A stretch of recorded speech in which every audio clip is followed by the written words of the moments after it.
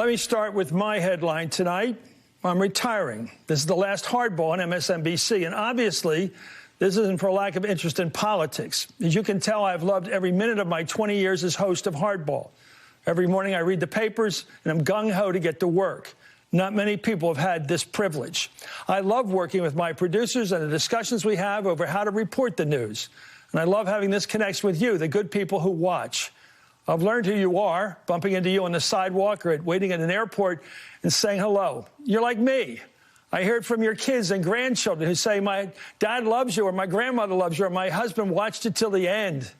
Well, after a conversation with MSNBC, I decided tonight will be my last Hardball, so let me tell you why. The younger generations out there are ready to take the reins. We see them in politics, in the media, in fighting for their causes.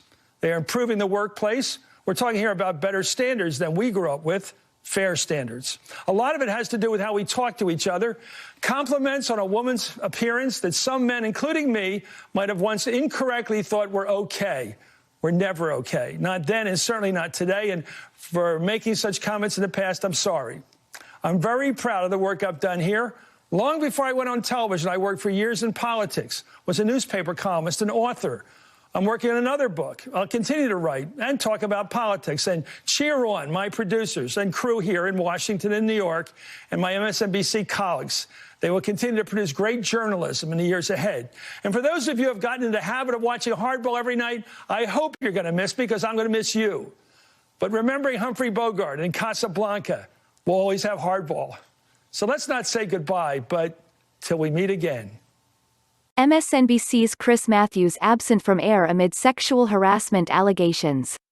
Longtime MSNBC host Chris Matthews was absent from the network's live coverage of the South Carolina primary on Saturday, one day after being accused of sexual harassment by GQ columnist Laura Bassett. Among other allegations, Bassett in a GQ opinion piece published Friday claimed Matthews told a network makeup artist to keep putting makeup on her and asked, "Why haven't I fallen in love with you yet?" In 2016, right before I had to go on his show and talk about sexual assault allegations against Donald Trump, Matthews looked over at me in the makeup chair next to him and said, "Why haven't I fallen in love with you yet?" Bassett wrote. When I laughed nervously and said nothing, he followed up to the makeup artist. "Keep putting makeup on her, I'll fall in love with her." Another time, he stood between me and the mirror and complimented the red dress I was wearing for the segment. "You going out tonight?" he asked. I said I didn't know, and he said, again to the makeup artist, "Make sure you wipe this off her face after the show. We don't make her up so some guy at a bar can look at her like this," Bassett also wrote.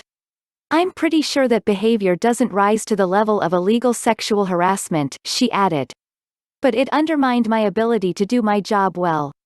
And after I published a story about it, even though I didn't name him, dozens of people reached out to say they knew exactly who it was." Matthews, 74, who has been the host of Hardball for more than 20 years and has been a fixture of MSNBC's political coverage during big events, has also been at the center of controversy in recent days for remarks comparing Senator Bernie Sanders's IVT decisive win in the Nevada caucuses to the Nazis taking France in 1940.